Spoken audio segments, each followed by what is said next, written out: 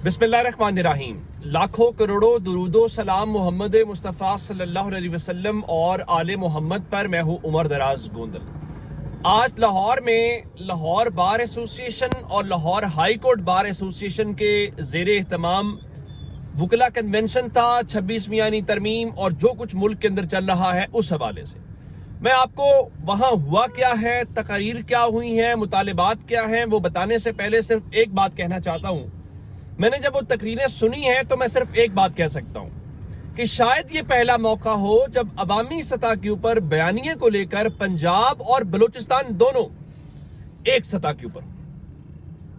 और आज बलूचिस्तान से ताल्लुक रखने वाले अली अहमद कुर्द, महमूद खान अचकजई जब लाहौर में गुफ्तगू कर रहे थे तो यूं लग रहा था कि आज कोई लाहौरिया लाहौर वालों से बात कर रहा है, या शायद लग रहा था कि कोई बलूचिस्तान वाला बलूचिस्तान वालों से बात कर रहा है। यानी कुछ ऐसा नहीं लग रहा था कि आज कोई बलूचिस्तान का शहरी, ज़ाहिर मैं कोई सुबाइयत उस तरह की बात नहीं कर रहा, यानी हम कोई कोयटा में बात कर रहे हैं, कोयटा वाले लाहौर में, यूं लग रहा था ये दोनों का एक ही लबो लहजा है, दोनों का एक ही मुतालिबा है। अब आते हैं इस बात के ऊपर कि क्या कहते हैं कि इस हवाले से उन्होंने क्या कहा। मैं सिर्फ आपको महमूद खान अचकजई के हवाले से बताना चाहता हूं कि महमूद खान अचकजई ने इस हवाले से क्या बातें की हैं और क्या उन्होंने जो है वो नहीं कहा। एक तो जाहिर है कि 26वीं यानी तरमीम सबसे बड़ा मसला है और आज उस तरमीम को लेकर महमूद खान अचकजई बार बार वही बात कर रहे थे कि, और जो कल इमरान खान या बाकी सब भी कह रहे थे कि आप जो है वो वापस चले जाएं, बैरक्स में चले जाएं। और कल ये बात जो है वो मौलाना फजलुर रहमान भी असेंबली फ्लोर के ऊपर बात कर रहे थे, लेकिन उन्होंने कुछ और जो बातें की वो यकीनी तौर पे मैं रिपोर्ट भी नहीं कर सकता। उन्होंने कहा जी यहां कोई किसी का आका नहीं है, ना कोई किसी का गुलाम है। फिर उन्होंने कहा कि दफा 144 लगाकर हमारे बच्चों पर जुल्म किया गया, चाहे वो पंजाब में हो या सिंध में हो। उन्होंने कहा कि इन हालात के बावजूद पाकिस्तान के खिलाफ नारा नहीं कभी लगाया। फिर उन्होंने 4 अजला के हवाले से बात किया, जाहिर है उन 4 अजला की फौज में भर्तियां ये मेजॉरिटी है तो उस हवाले से लेके उनका हमें पाकिस्तान के हर इदारे में हमें हिस्सा मिलना चाहिए। एक ऐसा पाकिस्तान चाहते हैं जहां आइन की हुक्मरानी हो, इलेक्शन में जीते हुए लोगों को हराया गया, ऐसा नहीं होना चाहिए। कहा गया हमारी बात हो गई है, फौज हमें 2/3 अक्सरियत दिलाएगी। उन्होंने कहा कि अगर पाकिस्तान ने आगे बढ़ना है तो हक हुक्मरानी में पंजाब, सिंध, बलूचिस्तान और पश्तून को हिस्सा देना होगा। अच्छा, ये बातें महमूद खान अचकजई की थी, लेकिन दूसरी जानिब जो कुर्द साहब थे, कुर्द साहब बड़ी जज्बाती तकरीर उन्होंने आज भी की और फिर उन्होंने सेक्टर कमांडर्स की बात की और कहा कि हम वो नहीं हैं जो जाके चाय पिए और हाजिरियां लगवाएं। फिर उन्होंने एक और बात की, उनका जो 26वीं आईनी तरमीम है वो आसमान से उतरा हुआ कोई फरमान नहीं है। 26वीं आईनी तरमीम को आइन का हिस्सा नहीं रहने देंगे। और अली अहमद कुर्द ने अपने जज्बाती अंदाज में कहा कि हम वकला ने पहले भी अमरीतों को ललकारा है और आज फिर ललकार रहे। फिर किसी ने आज ये भी कहा कि पहले एक्सटेंशन नोटिफिकेशन की सूरत में होती थी, इस बार 26वीं आईनी तरमीम को किसी की एक्सटेंशन ही समझा जाए। और ये सारी बातें होने के अलावा जो बैरिस्टर गौहर खान है तहरीक इंसाफ के, उन्होंने कहा कि पाकिस्तान तहरीक इंसाफ ये मुतालिबा करती है कि 26वीं यानी तरमीम के खिलाफ जो पिटीशंस हैं उनको जल्द समाअत के लिए मुकर्रर किया जाए और उन पिटीशंस को वो जज सुने जो 26वीं तरमीम के जरिए जज नहीं बने, यानी इसके जो बेनिफिशरी हैं वो ना सुने।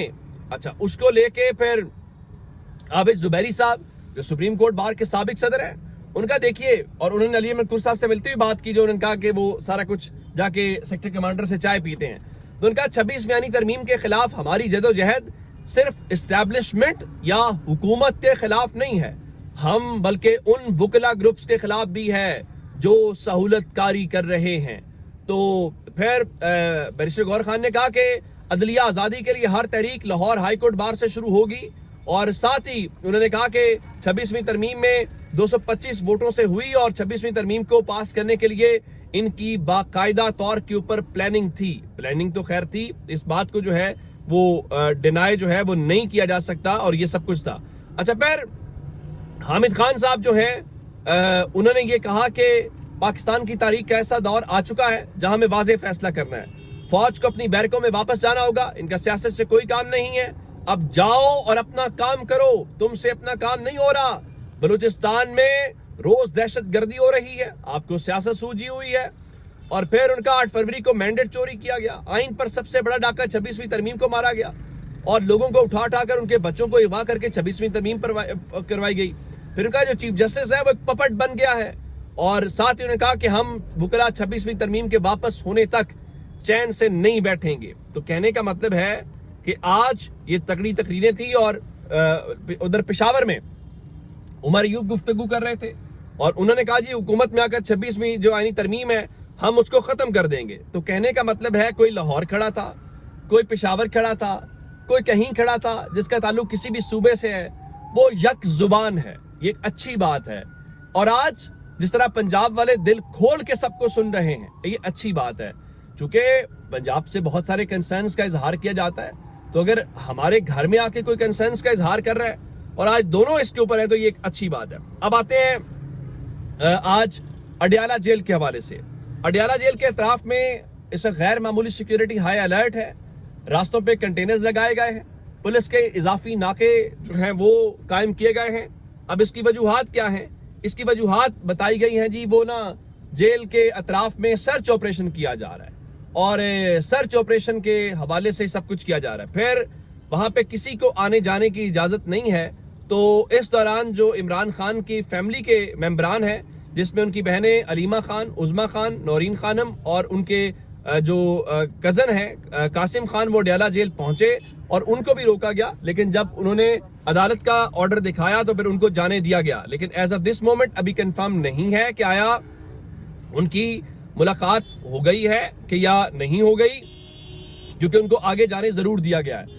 تو ایک تو معاملہ ہو گیا یہ۔ دوسرا آپ کو بتانا ہے، سپریم کورٹ میں جو میں نے آپ کو بتایا تھا کہ دلائل اس وقت چل رہے ہیں، تو سلمان اکرم راجہ صاحب نے آج بڑے مؤثر انداز میں، بڑے واضح انداز میں بین الاقوامی قوانین اور ضابطوں کی روشنی کے اندر بتایا۔ تو اب فوجی عدالتوں کے حوالے سے جو سماعت ہے وہ کل تک ملتوی کر دی گئی ہے، اور سلمان اکرم راجہ صاحب کے دلائل مکمل ہو گئے ہیں، اور عزیر بھنڈاری جو ہیں وہ ان کے دلائل شروع ہو گئے ہیں، اور کل وہ اپنے دلائل دیں گے۔ تو ہوپ فلی یہ جو کیس ہے وہ اپنے منطقی انجام تک پہنچے گا، اور اگر منطقی انجام تک پہنچتا ہے تو پھر کچھ نہ کچھ چلیں ہم توقع رکھ سکتے ہیں، کیونکہ اس وقت جو انٹرنیشنل پریشر ہے اس سے بھی ہمیں پتہ چلے گا کہ انٹرنیشنل پریشر ان کے اوپر کتنا ہے اور یہ اس کو کتنا برداشت کر پا رہے ہیں۔ اچھا، کل ہوا کیا، سینٹ میں حکومت کو دوسری بار شکست ہوئی۔ تحریک انصاف نے اسٹیٹ بینک بل پیش کیا، گنتی کے دوران اپوزیشن کی تعداد زیادہ نکلی۔